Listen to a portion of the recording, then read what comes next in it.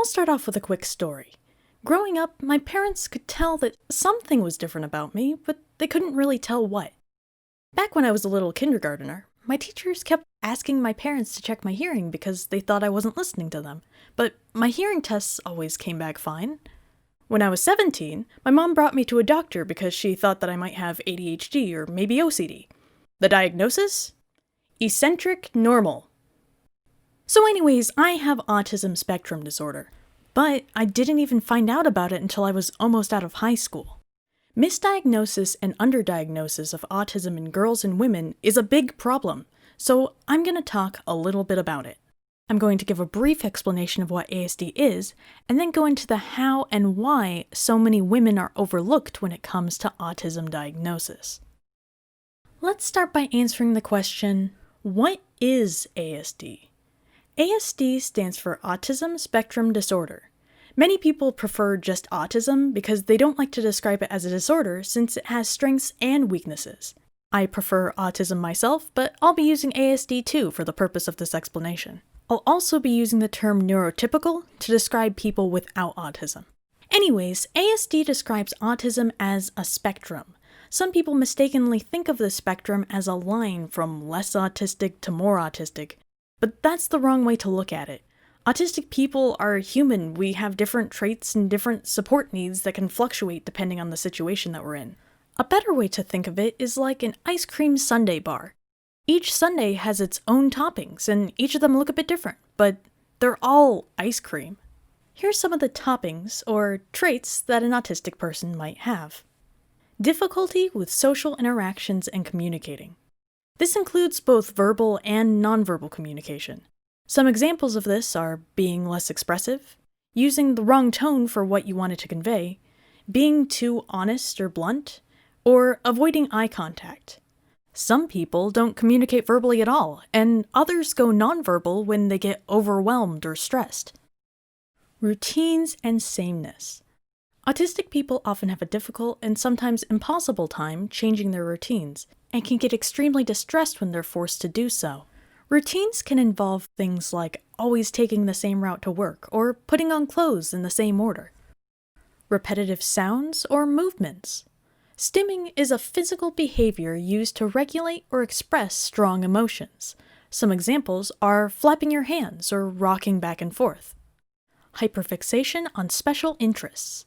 Sometimes autistic people will discover something and have the sudden urge to learn everything there is to know about it.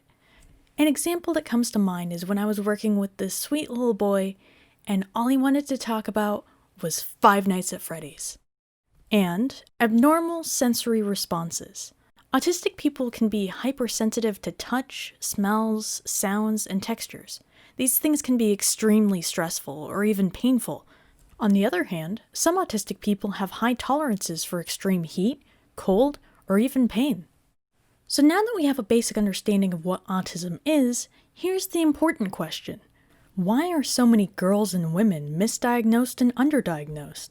Well, I'll start off with the opening paragraph of a peer-reviewed article called Gender Differences in Social Inclusion of Youth with Autism and Intellectual Disability. Traditionally, studies have indicated a higher prevalence of autism spectrum disorder, ASD, in men than in women, with a male-to-female ratio of 4:1. Moreover, females who are diagnosed with ASD typically receive the diagnosis at a later age than males. Additionally, their likelihood of meeting diagnostic criteria decreases, even when presenting with high levels of ASD traits compared to their male counterparts. These differences in ASD prevalence by gender might stem from differences in the ASD phenotypes between women and men. Males with ASD show more externalizing behavior problems, whereas females show more internalizing symptoms, more coping strategies, and other specific characteristics to compensate for their social deficits. Therefore, there would be many more girls and women on the autism spectrum than previously reported, given that a male-biased diagnosis described well the male phenotype, but misdiagnosed or underdiagnosed females. So what this is saying is that it's likely that a lot more girls and women would be diagnosed with autism if doctors actually knew what to look for. Unfortunately, the diagnostic criteria for autism were designed with men as the default. This makes it so that any characteristics that appear more often in women aren't included in the diagnostic criteria. Gender expectations also play a huge role in this. Women are expected to be quiet and submissive, so autistic traits related to these behaviors are often overlooked or praised. Autistic meltdowns are often interpreted as mood swings or signs of bipolar disorder. Women can also be really good at masking or acting like the neurotypical people around them. This is likely also because of social pressures to act a certain way. All of these things combined makes it very difficult for women to get quick, accurate diagnoses. And because so many women go undiagnosed, they often go unstudied, which in turn makes them harder to diagnose. It's also the reason that articles like Sex Differences in Autism Spectrum Disorder, a Review, exist. This analysis covers a bunch of studies that have been done to explain why women seem to be so resistant to autism.